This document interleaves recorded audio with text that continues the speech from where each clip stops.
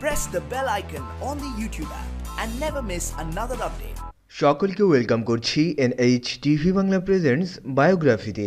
বায়োগ্রাফির এখনকার আয়োজনে আমরা জানার চেষ্টা করব বাংলাদেশের অন্যতম আলোচিত ইসলামিক ব্যক্তিত্ব আল্লামা শাহ আহমদ শফী সম্পর্কে।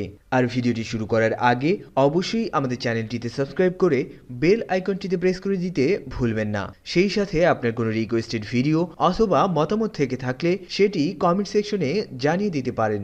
চলুন তাহলে আর কথা না বাড়িয়ে ভিডিওটি শুরু করা যাক।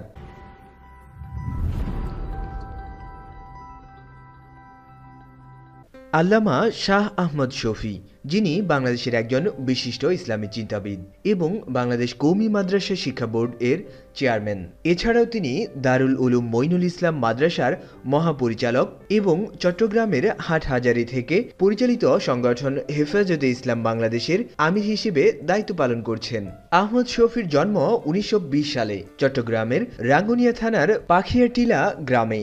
10 বছর বয়সে তিনি আল জামিয়াতুল আহলিয়া দারুল উলুম মঈনুল ইসলাম মাদ্রাসায় ভর্তি হয়েছিলেন। আর সেই বয়সেই কিছুদিনের মধ্যে তিনি তার পিতামাতা উভয়কেই হারান। এরপর 10 বছর আল জামিয়াতুল আহলিয়া দারুল উলুম মঈনুল ইসলাম হাটহাজারী মাদ্রাসায় অতিবাহিত করেন। 20 বছর বয়সে তথা 1941 সালে তিনি ভারতের দারুল উলুম দেওবন্দ মাদ্রাসায় ভর্তি হন।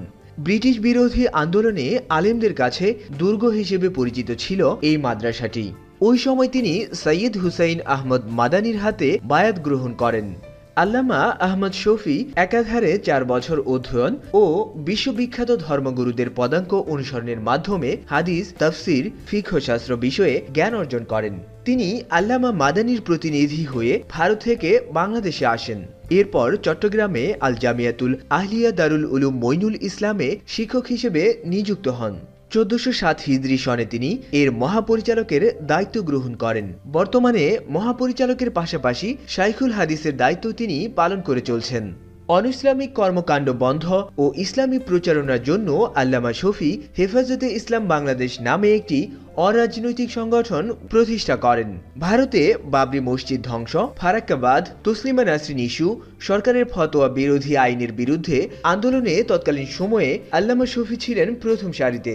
ওই সময় মরহুম শাইখুল হাদিস আল্লামা আজিজুল হক সহ শীর্ষস্থানীয় আলেমদের নেতৃত্বে বিভিন্ন ইসলামী সংগঠন আন্দোলনে তিনি অংশগ্রহণ করেছেন। আল্লামা আহমদ শফী তার বর্ণাঢ্য কর্মজীবনে ইসলামী সেবায় বেশ কিছু গ্রন্থ রচনা করেছেন। এর মধ্যে বিশেষভাবে উল্লেখযোগ্য হচ্ছে বুখারী শরীফের ব্যাখ্যা ফয়জুল জারি, আল বায়ানুল ফাসিল, বায়ানুল হক ওয়াল বাতিল, ইসলাম ও সিয়াসাত, ইজহারে হাকিকাত। এই গ্রন্থগুলি তিনি উর্দু ভাষায় রচনা করেছেন। বাংলায় লিখিত তার গ্রন্থগুলি হচ্ছে হক ও বাতিলের চিরন্তন দ্বন্দ্ব, ইসলামী অর্থ ব্যবস্থা, ইসলাম ও রাজনীতি, সত্যের দিকে করুণ আহ্বান, সুন্নাত ও বিদআতের সঠিক পরিচয়। এই ছিল এখনকার মতো। আবার আপনাদের সাথে কথা হবে নতুন কোনো ভিডিওতে নতুন কোনো বিষয় নিয়ে। That's it all about our today's video. Thank you very much for being with us and see you later in next videos.